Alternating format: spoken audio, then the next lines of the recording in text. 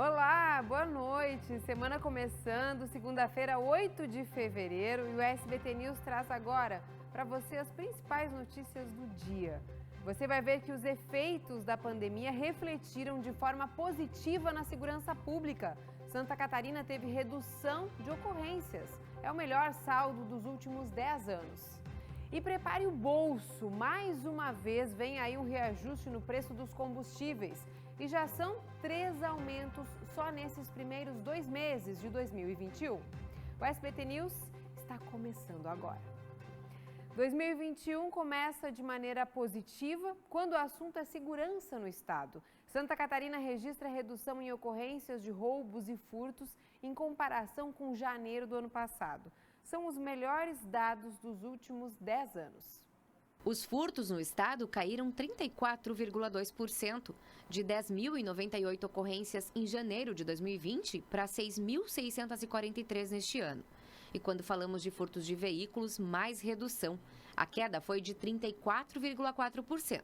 E o número de roubos caiu também, de 1.108 em janeiro de 2020 para 787 neste ano, queda de 28,9%. Dados que foram possíveis por conta da ação conjunta entre a Segurança Pública do Estado. Essas quedas nos indicadores de criminalidade de Santa Catarina refletem o trabalho realizado por nossas forças policiais, tanto no trabalho ostensivo da Polícia Militar, como nas operações de combate ao crime organizado da Polícia Civil. Outro ponto relevante foi a formação de 500 novos soldados da Polícia Militar em dezembro passado e a colocação dos mesmos para fazer um trabalho de policiamento ostensivo em todo o litoral catarinense. A queda destes números de ocorrência representam um alívio para pessoas como o Gentil, que já teve um carro furtado e sofreu um assalto à mão armada. Com esses 2 episódios que aconteceram comigo, né, com o furto ali do meu carro, com o arrombamento lá da minha empresa e tal, a gente se sente meio refém, né? A gente se sente impossibilitado de poder fazer alguma coisa. O sentimento de insegurança predomina, a gente fica apreensivo. Inclusive eu já reduzi o horário de atendimento no meu espaço por medo também de ser um horário que a gente fechava até um pouco mais tarde, para poder ir para casa ali com um pouco mais de movimento ali na rua. Ainda que exista essa sensação de insegurança, os números mostram que o Estado tem dado continuidade às ações desenvolvidas pelas forças de segurança que atuam em conjunto e que, somadas aos reflexos das medidas restritivas por conta da pandemia, resultaram em menos ocorrências. Em primeiro lugar, menos pessoas circulando. Isso faz com que haja menos pessoas e carros nas ruas expostos a ser vítimas de crime. Depois, nós temos a questão de mais pessoas, mais tempo em casa. Isso faz com que os crimes relacionados a roubo e furto em residência tenham também um fator de queda, porque boa parte desses crimes, principalmente os arrombamentos em residência, ocorrem partindo do pressuposto da parte do ladrão de que não haverá ninguém em casa. Há um terceiro fator que tem sido discutido entre os especialistas e que é bem interessante. As medidas tomadas pelas polícias de fiscalização das medidas sanitárias tornam a polícia mais presente e percebida, e isso pode ter algum impacto sobre o comportamento dos criminosos. Ou seja, você está hoje num supermercado, numa farmácia, numa loja, num shopping, e a possibilidade ou a percepção da possibilidade de ter um policial entrando para verificar as medidas sanitárias, mas não deixa de ser um policial armado e em condições de intervir um crime, também pode ter efeito preventivo. E a gente fala agora da enxurrada que atingiu a Lagoa da Conceição, aqui na capital, no dia 25 de janeiro, dia em que a barragem da Casã estourou, destruindo casas e prejudicando milhares de famílias. A nossa equipe ouviu o relato de moradores e constatou que pelo menos um deles tentou alertar a companhia dias antes da tragédia. A água baixou, foi embora, mas as polêmicas ainda persistem. E elas surgiram antes mesmo do dia da tragédia.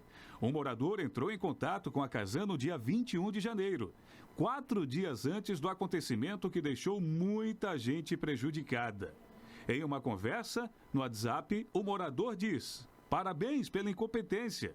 E também encaminha um vídeo com o prenúncio do que poderia acontecer.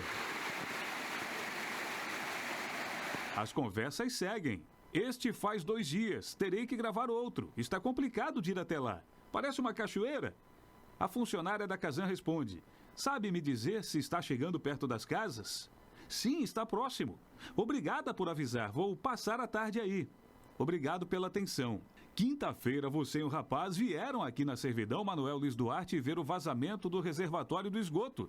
A água está vazando mais forte. Bom dia, você tem algum vídeo para me enviar, por favor? O resultado disso tudo foi comprovado dias depois. Bruno nasceu e vive na Lagoa. Junto com outros moradores e especialistas em meio ambiente, ele elaborou um dossiê sobre o caso. Nele, entre os argumentos, a comunidade alega que a Casan, sem licença, criou a lei. Lagoa de Evapa e Filtração. Não, a Casan sempre operou aquela estrutura com licença, sempre a partir de técnicas que são admitidas pela área de engenharia. Que em 2000 a comunidade pediu a desativação da lagoa pela contaminação ao lençol freático. Uma discussão bastante técnica, sofisticada, de utilização do método de lagoa de filtração, que no entender dos técnicos da Casan é adequado. Para deixar mais prático, Bruno fez uma simulação do que aconteceu com o passar do tempo nessa estação de tratamento da Casan. A gente vê claramente que só existia essa lagoa 1, esse corpo 1 aqui, né? E mais ao norte aqui, havia aqui talvez um pouquinho de água, mas não se caracterizava como uma lagoa como a gente via até semana passada. Maio de 2010. Em maio de 2010 a coisa começa a mudar e tomar uma cara diferente, aparentemente, né? Em novembro de 2017 fica muito claro que até esse lado aqui já cresceu bastante. Bem aqui, no centro da imagem, ela rompeu. Veio uma parte no sentido sudoeste, bateu nessa lagoazinha e correu em direção à rua Manuel Luiz Duarte e fez aquela enxurrada aqui. Nós conversamos via WhatsApp com Danir. Ele foi operador e técnico sanitarista da Casan. Ele afirma que tudo o que aconteceu foi uma tragédia anunciada. Essa lagoa ela já vinha apresentando problemas, porque aquele terreno onde estourou a lagoa, ele já vinha minando água direto.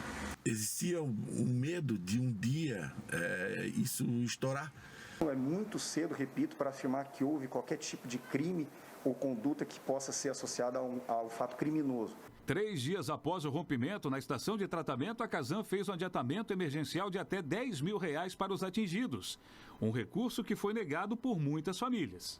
E os moradores não estão aceitando porque o edital é injusto. O edital ele tem uma série de problemas, a participação dos atingidos que não existe, o ônus da prova dos seus bens está colocado aos atingidos, não à causadora do dano. Isso não afeta ou tolhe quaisquer direitos das pessoas que aderiram ao edital, mesmo porque o edital foi lançado exatamente para dar publicidade a essas pessoas de que a Casan vai fazer o pagamento integral dos danos sofridos por essas pessoas.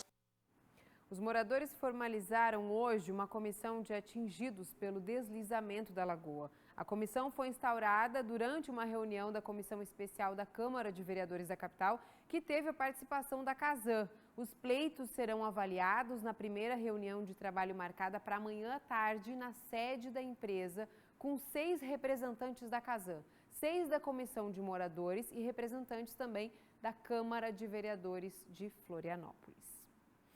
A semana começou com sol e poucas nuvens em Santa Catarina. Como será que fica o tempo nessa terça-feira? Olha só no mapa.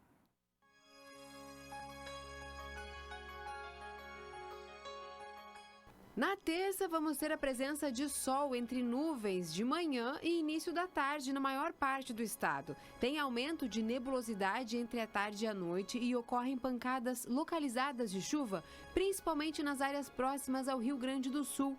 Em Florianópolis, a mínima é de 21 graus e a máxima de 31. Joinville e Criciúma, máxima de 32. Blumenau tem mínima de 14 e máxima de 29 graus. Em Lages, a mínima é de 13. Chapecó tem mínima de 16 e máxima de 27 graus.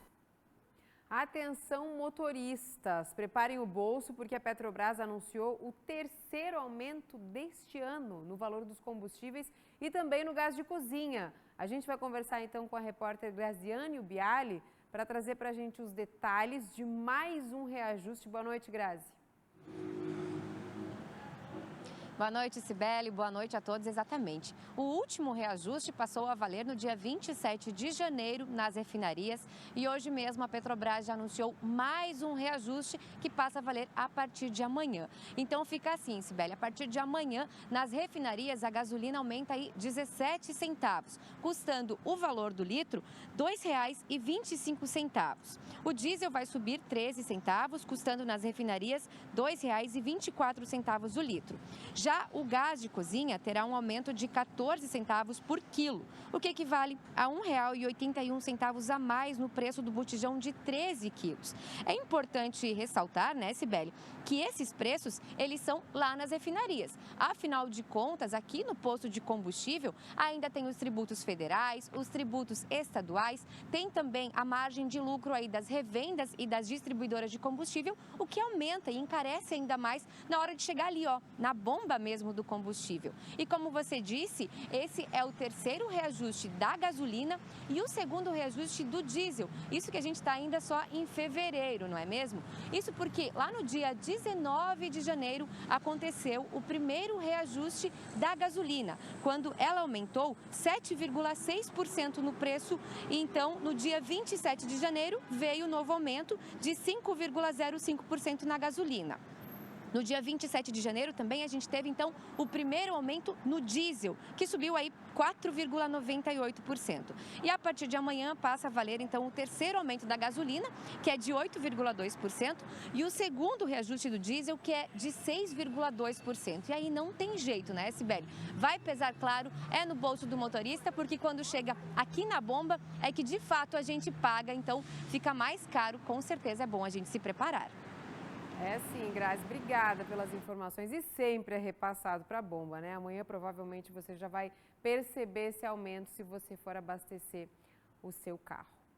Vamos falar de imunização contra a Covid-19. Hoje o estado recebeu uma doação de 30 câmaras de resfriamento para as vacinas que ajudam a armazenar e conservar as doses que são recebidas do Ministério da Saúde. O equipamento foi doado pela Federação Catarinense das Indústrias e deve chegar até o início de março. Além dessa doação, o estado recebeu mais 85 mil doses da Coronavac. O avião com a nova remessa pousou neste domingo no Aeroporto Internacional Hercílio Luz, em Florianópolis, e as caixas logo foram encaminhadas para a central de distribuição da DIV em São José, onde é feita a separação e o encaminhamento para distribuição aos municípios. Ao todo, o estado já recebeu 298.140 doses de vacina contra a Covid-19. Mas Santa Catarina aparece no ranking nacional como o estado que menos aplicou as vacinas. Segundo o último balanço divulgado pela DIV, foram aplicadas apenas 89.162 doses. Ontem também começou a imunização para os idosos com 90 anos de idade ou mais. Vamos atualizar agora os dados da Covid-19 em Santa Catarina para você ver como é que está a situação neste momento. O estado tem 16.435 casos ativos da doença. 6.557 pessoas já morreram com Covid-19, 33 só de ontem para hoje. A ocupação dos leitos de UTI no estado está em 76,7%, subiu consideravelmente, e Santa Catarina acumula 595.952 casos confirmados de Covid-19 desde o início da pandemia. Rápido intervalo, na volta você vai ver o retorno das aulas no estado. Depois de quase 11 meses, escolas e centros de educação infantil reabrem as portas para os alunos. O SBT News volta já.